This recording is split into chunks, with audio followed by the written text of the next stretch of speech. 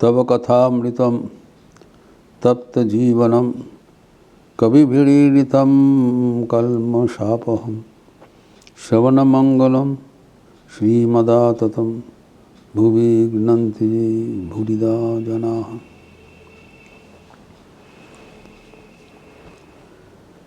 त्याग के ऊपर आधारित भगवान श्री रामकृष्ण का पूर्व जीवन स्वयं श्री रामकृष्ण भक्तगण के बीच उन्मोचित कर देते हैं।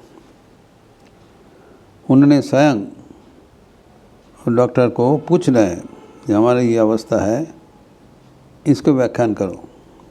इसका वैज्ञानिक व्याख्या नहीं हो सकता है। त्याग हमारे जीवन में एक श्रृंखला है, संकल्प है, लेकिन ठाकुर के जीवन में वो स्वाभाविक गुण के रूप से परिगणित हो गया, सहज हो गया। क्योंकि श्री रामकृष्ण जो भी कुछ परिकल्पना करते हैं वो जरूर वो समापन करेंगे। त्याग के जीवन यापन करना चाहिए, तो वे इतना त्याग पर आधारित हो गया कि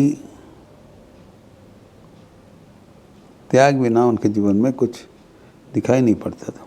उसके साथ साथ उन्होंने ये भी बता रहे हैं कुछ संचय भी नहीं कर सकते थे। पहले तो बताया जो उनके कपड़ा में एक गीट लगा दिया, ग्रंथि लगा दिया, उससे श्वास प्रश्वास बंद हो गया, अर्थात स्वाधीन विचरण करने के लिए तैयार है।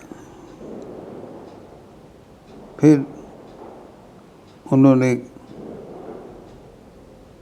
समूह मौलिक के साथ जब मुलाकात हुआ तब उनको पेट खराब था।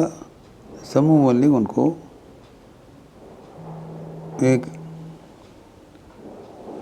एक अद्भुत रूपांतर हुआ कि उन्होंने बताया कुछ आफीम ले जाओ, ये थोड़ा थोड़ा सेवन करने से आराम होगा।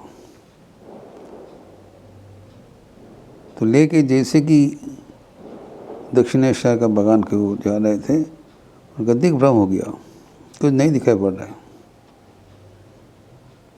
तब वो जाते स्थगित रख के पुनः चले गए। इधर भी डॉक्टर इधर भी वो जा नहीं सका। आप जानते हैं कि दक्षिणेश्वर में शंभूलाल मल्लिक का बगीचा दक्षिणेश्वर एकदम लगा हुआ है, फटक अलग है। वो दक्षिणेश्वर मंदिर में पहुंच नहीं सका। तो 2-4 बार बाक एंड फोर्थ करते हुए जब सोचा अच्छा ये तो हम उसके शंभू पीछे बांध दिया था, बस वो खोल के जैसे खोल दिया बस सब कुछ स्वाभाविक। अर्थात जो साधन भजन है, त्याग तपस्या है, साधारण व्यक्ति के लिए वो साधन है, करना चाहिए। और श्री रामकृष्ण के निकट वो हो गया।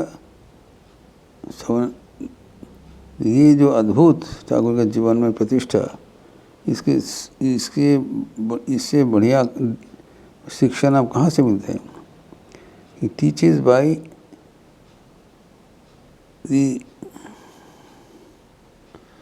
ये जो बोल रहे थे त्याग का मारे में जो संचय करने से क्या होता है। समूह मौलिक का घर से जो छोटा से समूह मौलिक ही दिया था, ले जाओ, लेकिन आने के उनका स्वयं शरीर का असहमति मिला। The body becomes the guardian. हम जो सोचते हैं कि शरीर जो उपादान है, लेकिन उनमें से सबसे बड़ा उपादान है ये वैराग्य के प्रति उनका स्वाभाविक आचरण। सिद्धगण होने पर भी वैराग्य अवलंबन करने के लिए उनको प्रयास करना चाहिए था। और साधक का उनको तो करना ही है, लेकिन ठाकुर दिखाते हैं कि जुगेश्वर होते हुए भी त्याग को मर्यादा देने लगी हुई उन्हें सुग्रीव जो है वो अपने जीवन में अपना नहीं सकता है। तो ये जो संचय नहीं, ठाकुर कहते दूसरे जगह में कहा संचय कौन नहीं करेगा, पंछी और दरवेश। जो साधु सन्यासी है वो और पंछी, इसको संचय नहीं करना है। और लेकिन ठाकुर ने यही भी बताया, लेकिन गृहस्थगण अवश्य संचय करेंगे, क्योंकि गृहस्थ का जो नियम है त्यागी का नियम अलग है। जब तक वो त्यागी का जीवन अपनाना पड़ेगा उनके लिए है त्याग, संचय नहीं कर सकते। हम जानते हैं जो हमारे जो योग नियम आसन प्राणायाम, उसमें से जमा का भीतर क्या है, अपरिग्रह, किसी से कुछ नहीं मांगना है। जो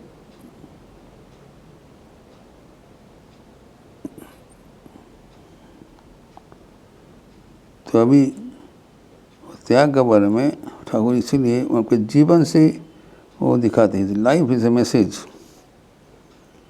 ही wants to be tested by the modern mind, whether it can be correct or it can be opposite।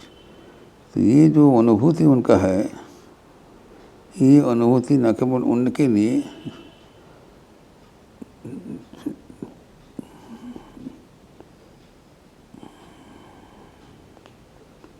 अभी जो त्याग के साथ साथ उनका संचय, उसमें जो बताया वो जमा में the aparigraha, non receiving of any gift. वो non receiving of any gift इसलिए बताया कि अगर किसी से आप कुछ सामान रख दे, कुछ उपहार लें, तब जो सामान दे रहे हैं उनका मन का छाप जो ले रहे हैं उसके ऊपर बैठ हो जाता है, बैठ जाता है। जब तक ईश्वर दर्शन नहीं हो रहा है तब तक शरीर एवं मन के सर्वशक्ति देकर वो कठोर जीवन यापन करना चाहिए। इसी तो वो हम उसको याद अगर रखें तभी हमारे जीवन ईश्वर केंद्रित होगा। ये तो ठाकुर कहते थे वो न पिसाई में दे देते हैं, जब तक हमारे जीवन श्रृंखलापरायण हो तब तक स्वयं प्रभु हमें मदद करते हैं। ठाकुर का पता नहीं था, लेकिन जो माँ भवतारिणी ने उनको इसी तरह शिक्षा दिया ताकि वो गलत कर्म कर ही नहीं सकते हैं।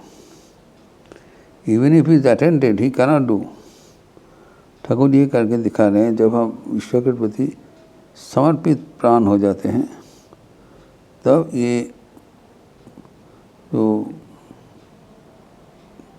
हमारे संचय करने से मन में हमारा भोग का छाप आ जाता है। जब तक मन एवं विचारधारा संपूर्ण रूपेण साफ होगा तभी उसमें भगवान का छवि दिखाई पड़ेगा।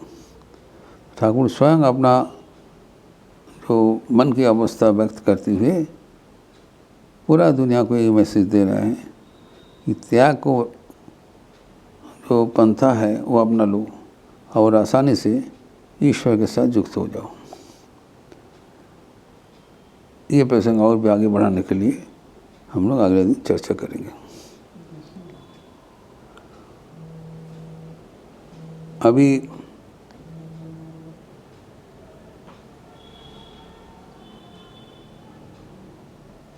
तो जीवन में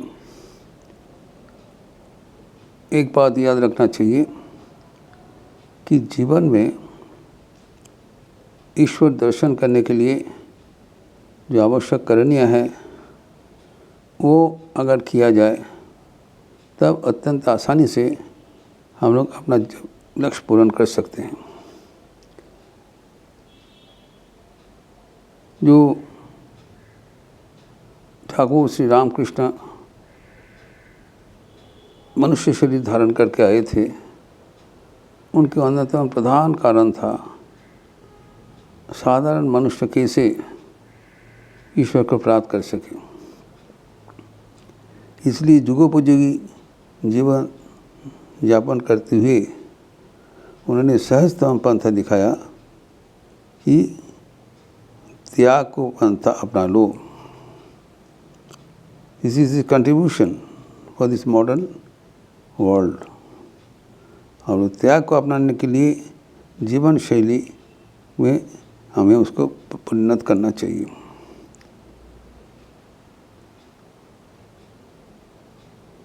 कहा गया है, त्यागे नहीं कि अमृतत्व मानसु, त्याग के माध्यम से ही हम आगे बढ़ सकते हैं। ये लक्षणीय है कि श्री रामकृष्ण त्याग को जीवन यापन करने के लिए अपना कोई अलौकिक पंथा अवलंबन नहीं किया।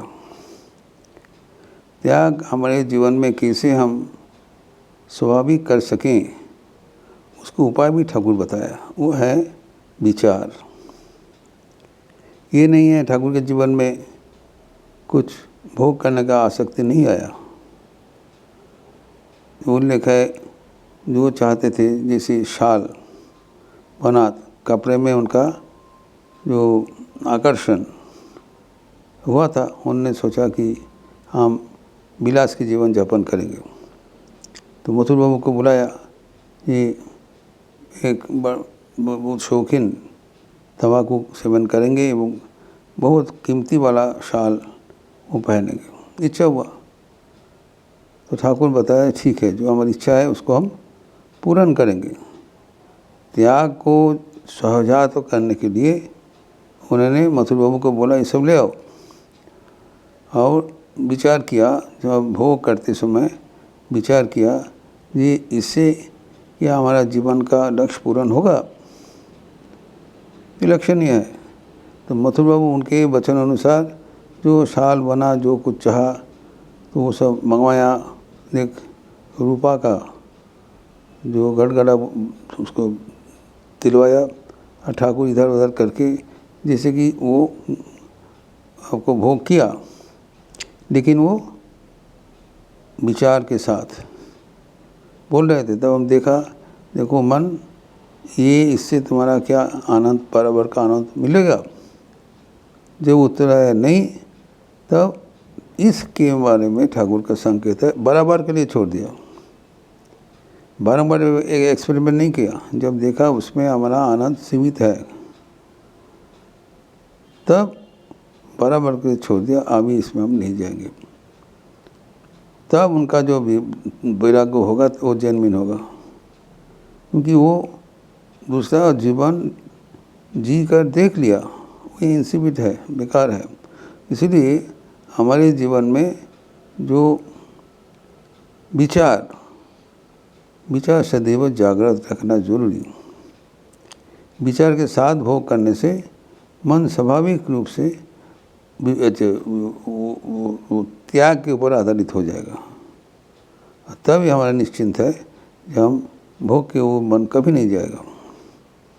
ठाकुर ये पंथ अवलंबन अपने जीवन में अवलंबन करके दिखाया कि once we take up the life of renunciation, it should be irreversible.